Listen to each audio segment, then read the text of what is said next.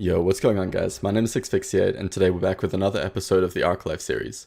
So as you can see here, my tribe had just sort of moved everything over from our base location on the center, and we just sort of chucked down a bunch of crafting stations just to store stuff in and keep things crafting overnight. So when I logged on this morning, I figured I'd start working on rearranging some of the crafting stations and just make it a bit neater, you know, set it up properly rather than just everything being all over the place. So that's what I'm working on to start with today. It's not really that necessary for unofficials, but on officials I like to have the forges raised so that you can drop stuff out of it and it drops underneath. So you can see I've already done the first one here, and I'm just going to start working on the rest of the forges and get them all raised off the floor in a nice neat line, just for, you know, my OCD's sake. So if you haven't seen how this is done before, you can kind of copy what I'm doing on screen. If you want like a proper video tutorial in it, I can do that in the future. But there are other videos on how to do it, so it's not like, you know, brand new design or anything like that. I've definitely just copied it off other people, but I quite like how it looks. So once you've got it all lined up, you just place it on the ceilings, pretty straightforwards, and then you can go and get your hatch frame out. And when you put the hatch frame onto the snap point, so you want to snap it onto the right double door frame that you can see there. It should be the only green snap point that you get, and you'll see that the ceilings actually break, but the forge doesn't break, so it's really cool. You can just drop stuff out of it now and it'll fall through to the floor, rather than like inside the forge or, you know, in the ground or whatever, and then you just come over here, pick up the ceiling, and ta-da, that's it. So I'm going to do the rest of the forges along here, and I'll cut back when I'm done. I kind of forgot to start the recording again when I finished the forges and just sort of kept building. But you can see here, I've got all the forges raised off the floor.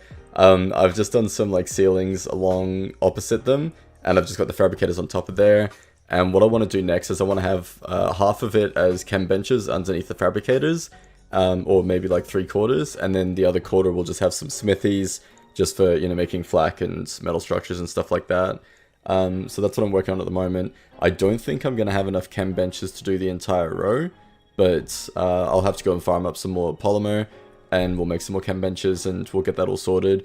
And then that should basically be the essentials of the crafting station done.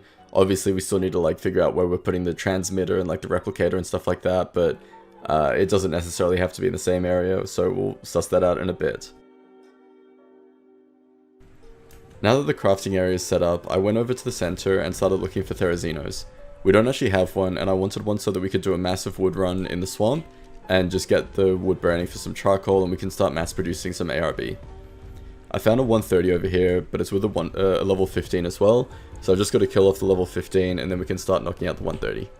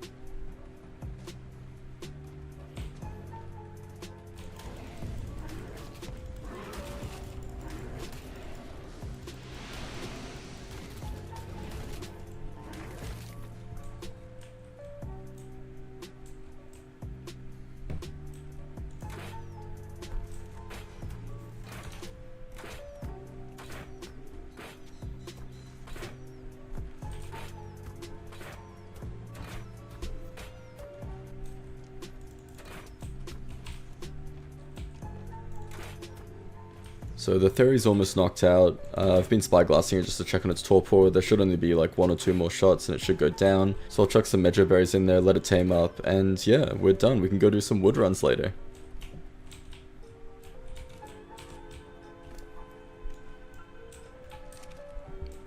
So I'm just coming back from a pearl run, and it looks like one of my tribe mates has actually started working on the wall, which is really cool.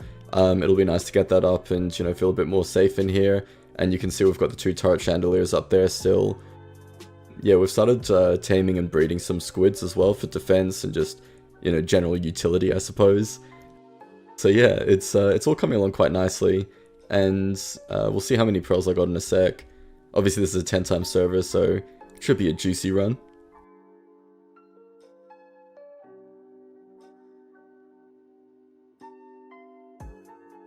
There we go, 230k pearls, not too bad for a quick run. So that'll, you know, keep us going with electronics for a while. So we'll transfer all them into all the fabricators, get them all crafting up, and then we can make a bunch of heavy turrets for the walls and like other chandeliers and stuff like that. So yeah. So we've started doing the ceilings across the water so that we've got more space for breeding and dinos and stuff like that. So I'm just working on the foundation support at the moment. In the mushroom cave, the very bottom of the floor doesn't actually count as like buildable surface. Like you don't actually get any snap points, not snap points, but like you just can't build on it. So what we're doing is we're using cliff platforms, and then we'll pillar down to the cliff platform and then just, you know, snap points off that, give us foundation support above. It's a bit tedious and it doesn't look that great, but it is what it is. We're not really going to be down in the water too much. Like we've got our squid tames over at the front, so this will all sort of be dead space for the most part anyway. And then if we do need to put water dinos in there, you know, there's still plenty of space to do so. Getting the initial foundation support is always like the most painful part and like the slowest progress. But once you've got the foundation support for your first layer, if you want to do multiple layers like afterwards or in the future for more space, it's really easy to do so. You literally just wall up and then start your ceilings, and then because it's connected to the bottom floor and all the rest of the foundations, you can just build your second floor really, really easily.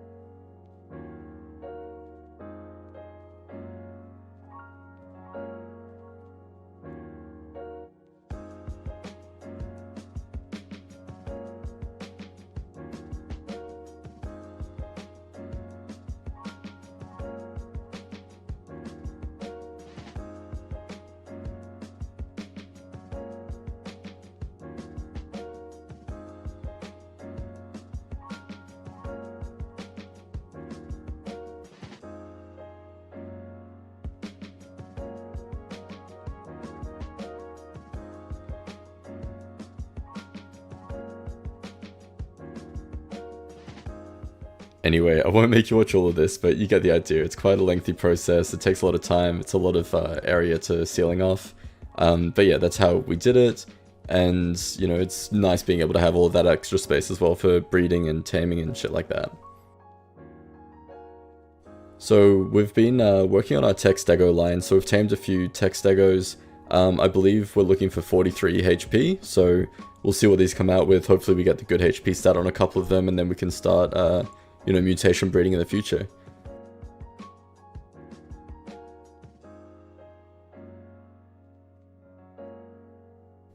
So it looks like some of these came out with decent levels. 288s is kind of yikes.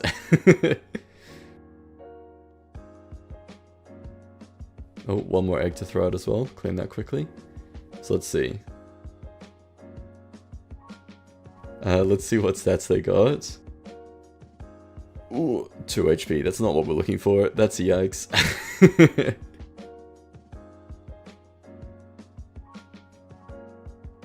And this one's the same. What about these ones? Oh, 43 HP. That's very nice. Quickly rename this. 43 HP. Let's have a look at the other ones. 43 HP, awesome. 43, and 43 on that one as well, awesome. So we got the good stats on most of them. We had the twins that had the low HP, but it is what it is. We've also been breeding our Tusos, so I want to hatch one of them.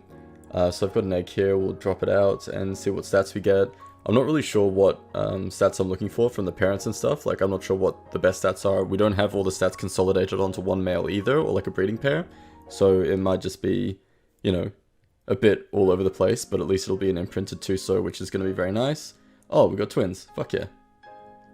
Quickly claim these up. And then we'll have a look at the stats. Oh, if I can get it.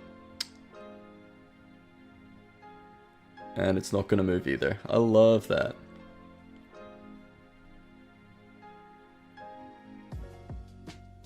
Maybe if I go a bit further away. Oh, there we go. Okay, so I got them unstuck from inside each other. I'm just whistling them over so they're, you know, nice and close to the edge and inside the range of the nanny. And we'll have a look at their stats. So, 30 health, 32 stamina, 35 melee. That's not too bad. I'm happy with that. It's like a, you know, not amazing stats, but at least it's imprinted to me and it's like a decent all-rounder, I guess. I'm also going to hatch up a Crystal Wyvern. I don't actually have any flyers imprinted to me. I've just been using free-for-all flyers or just like borrowing other people's ones. Oh cool, we got the 48 health, we got 30 stamina. I think those are our best 2 stats, and 43 weight as well, so very useful.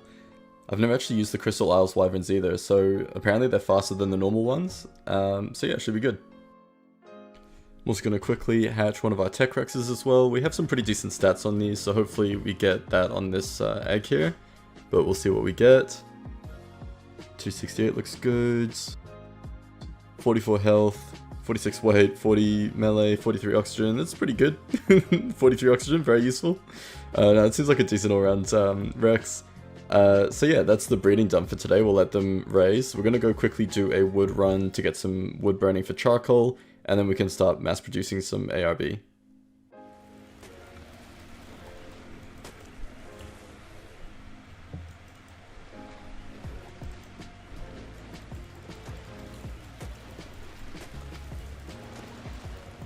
So the best way to do our wood runs on these unofficial servers is my tribe mate Jim is following me around on a raft. We've got like 6 S+ crafting stations on there, and he's just using the transfer tool to spam transfer all of the wood from my Theory into the crafting stations. You can do the same thing with like a dedicated storage box, but we're just using crafting stations because it's, you know, it's easier. These servers don't have extinction or anything like any easy elements. You have to do bosses for element, so we're just doing it with crafting stations. You can see that I'm just getting like so much wood, and because he's constantly transferring, I'm not really over encumbered. I can just like keep moving, and yeah, so we'll fill up these 6 crafting stations, which is like you can actually transfer a tool 490 stacks into the crafting stations, even though it says you can only hold 300 stacks in there. So we're gonna get like an absolute metric fuck ton of wood, and we should be good for at least a day. Anyway, that's going to be the end of the episodes for today. I know it's been a lot of PvE stuff, you know, breeding, taming, farming, building, all of that jazz. There will be 2 raids in the next episode, so hopefully we'll get some profit from that and, you know, mix it up a bit. But yeah, I really do appreciate you guys watching. If you did enjoy it, then consider hitting the like button and subscribing to get notifications whenever I upload a new video. If you guys have any particular content you want to see, or, you know, any suggestions on how I can make my content better, I'm always open to constructive criticism. So yeah, hopefully I'll see you in the next video.